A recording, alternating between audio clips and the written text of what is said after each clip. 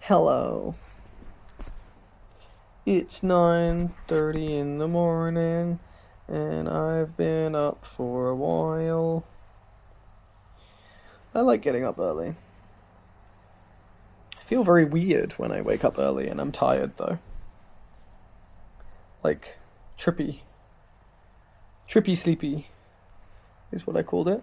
Like literally things will like like I look at the grass and it'll like shift into place or colors will sort of shift and it's like my brain hasn't fully grasped reality yet and so I'm still open to perceiving things differently and things are just still like yeah, a little waved. Um but it's fun and it's actually quite like a nice time to explore something because you're like half dreamlike and so your thoughts tend to float in and out in a slightly more that's what I'm looking for. Like if the medium of your brain is normally clear water or air and things can move through it with relative ease, it's more like they're just floating around in some crazy substance or like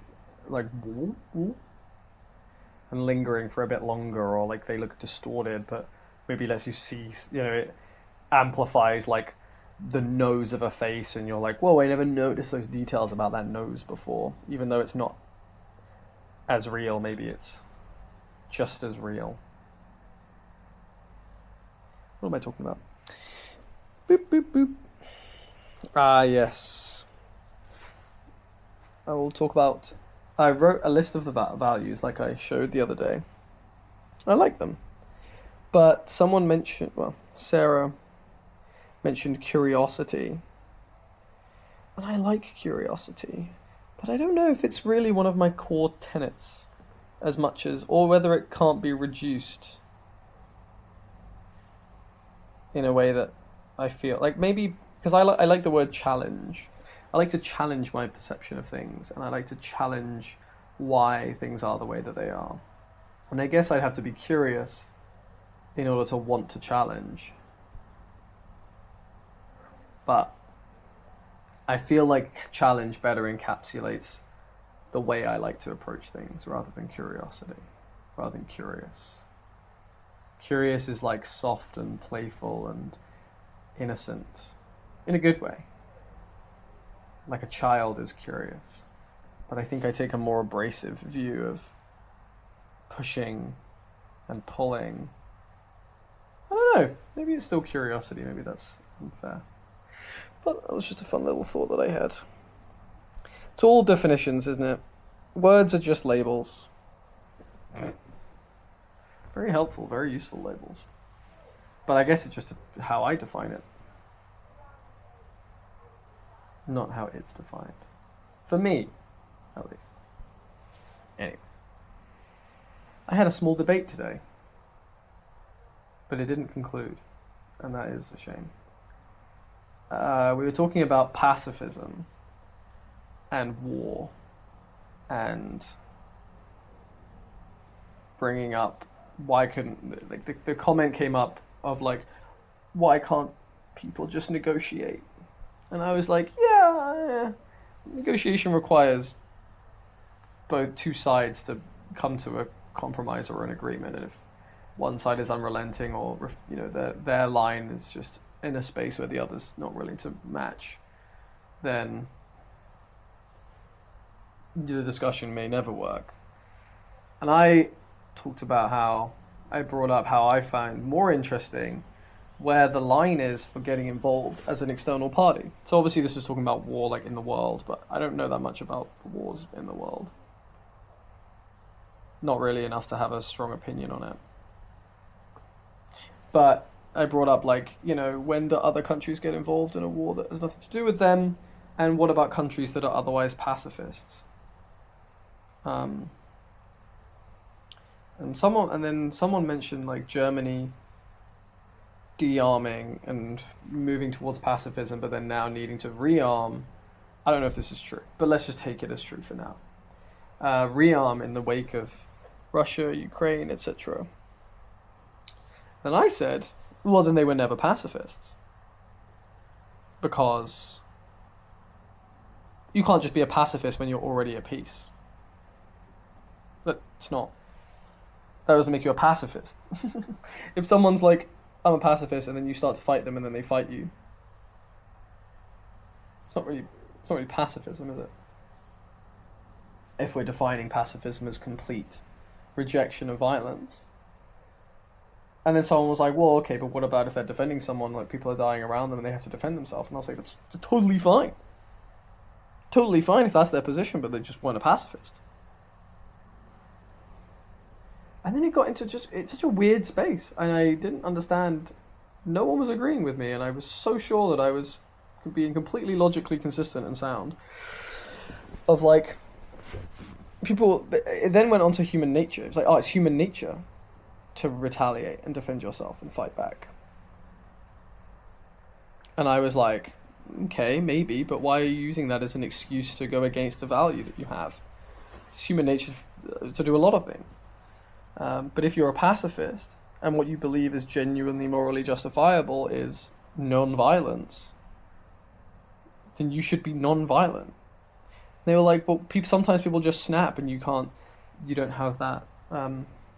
You get so angry, like, they were like, put yourself in the shoes of someone that gets so angry that they just act without thinking. They just have their emotions boil over and then they act. And I'm like, okay, that's fine. But that person then is not I don't know, this is kind of, they could, like, if it's a thing that they're trying to move away from, and they're trying to reach a space where that no longer happens, and their genuine goal is to be a person who never snaps, and in those moral situations believes that it is right still not to fight, but sometimes breaks and fights. But they believe up to that point, even through that point, that it is wrong, and they look back and they think that it's wrong, even if the outcome was positive, whatever. Then sure, they're a pacifist. But if they're morally justifying defense using violence, or their own human nature as an excuse, you're not a pacifist. Just call yourself something else. Or call yourself a pacifist and then just redefine the terms of, like, I am a pacifist anytime that I can, but I believe in self-defense and whatever.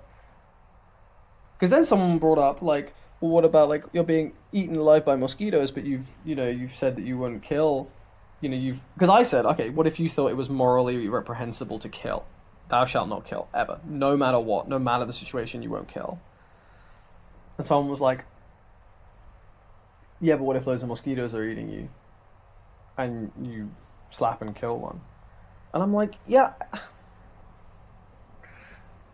I'm not saying that I believe it to be the morally superior position. But there are literally groups of people out in the world called Jains who live their life by a tenet of not killing, one of their 5 tenets. And they genuinely believe that, and so they live their life genuinely by that doctrine. Because if that is the doctrine that you've believed to be genuinely true, that is how you would live.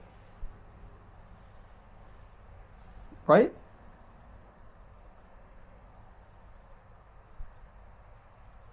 I don't know, there's no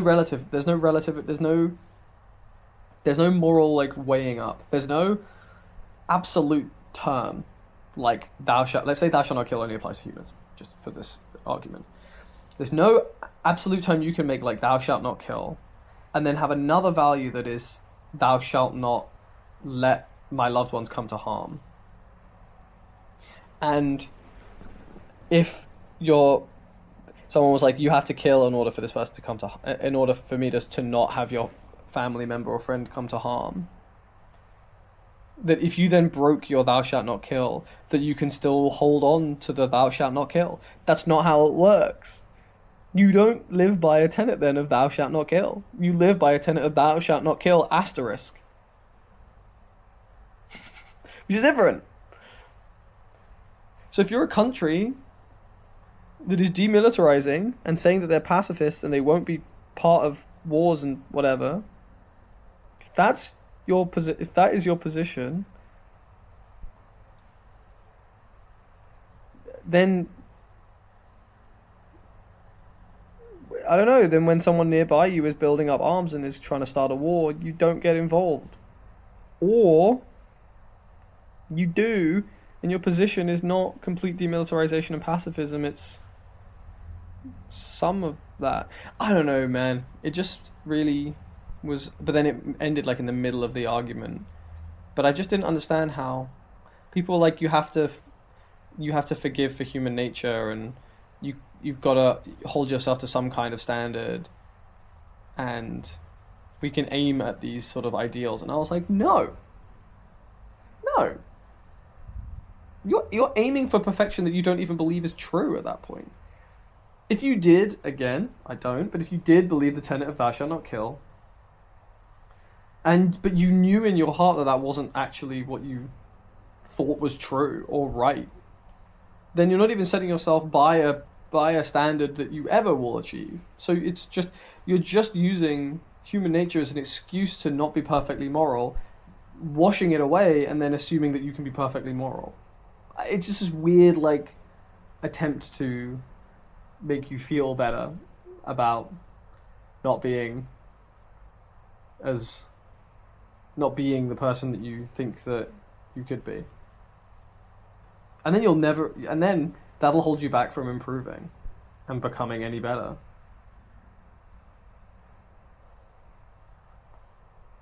Just find your boundaries and live by those boundaries. This is why labels are stupid. This is why calling yourself a pacifist, for example, is silly unless the absolute makes sense to you. Or there's non-absolutes baked into it. Like, I don't know what the actual definition of pacifism is. Like, I know obviously what I define it as, which is like non-violence, but what does the internet say?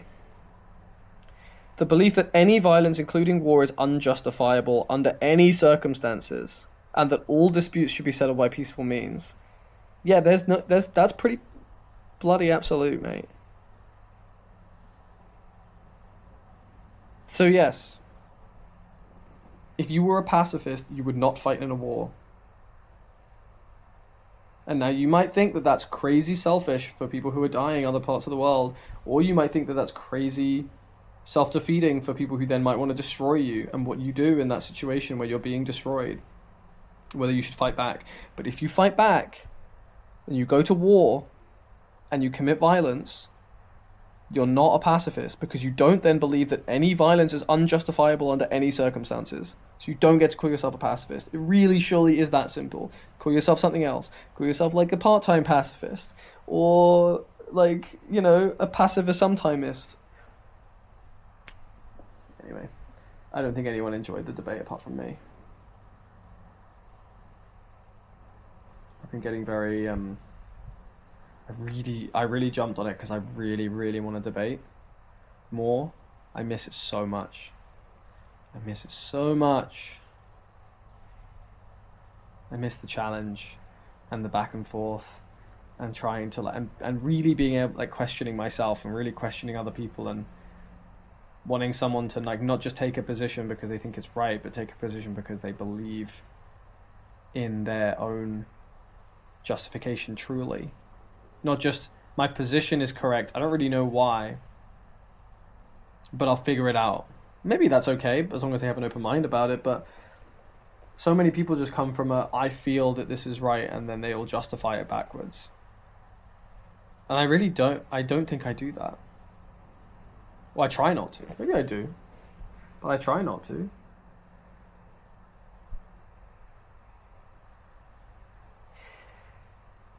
Anyway.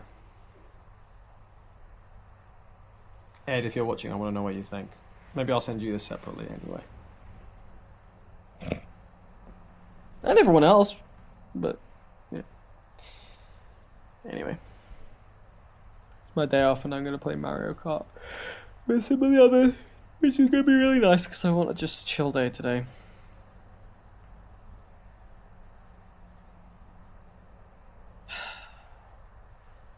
I want to debate people who want to debate me and want to get to the end of it, and the debate is something that they're interested in, not just getting tired of me talking and feeling like they're like, no, it's also just I want someone who wants to genuinely critically challenge and think and can grasp it. Anyway.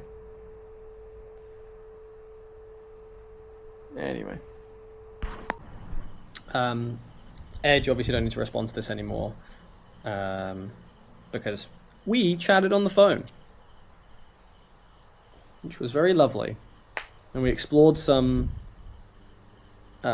deep childhood memories and how they might be affecting adult life and the reverberations of formative memories. Actually quite a profound conversation that meant quite a lot to me, and I'm very glad that I had, and I think is gonna shape some of my development from now on. So that was really cool. Played Mario Kart, won mostly. That was fun. I think I'm sort of like not that into video games these days. I haven't been for a while, but they really just,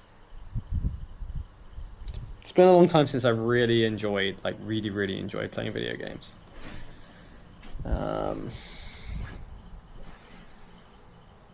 And then, but it was fun, I guess. Oh, I didn't wash my feet. Ugh. That's why the bed is so dirty. I walk barefoot everywhere. You already know that.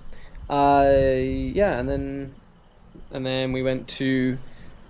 The others had just come back from dinner. We'd had dinner like early, and then went off to do our own thing.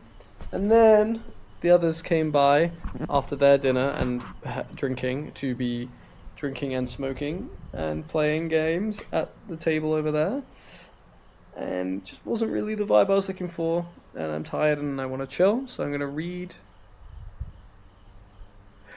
I think, and go to sleep.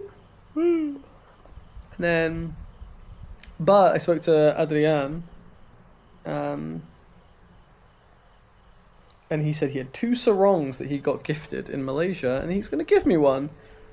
So I'm going to have a sarong, which is cool. And I guess I could cut it, depending on what it looks like, I could cut it to make the strips of cloth that I want, the wraps. Or I could just use it as a sarong. It really depends how thick and how big it is. That's what she said. Ha ha ha. Also, there's a thing you're not doing, and you should do it. But I'm going to just keep it at that. Okay.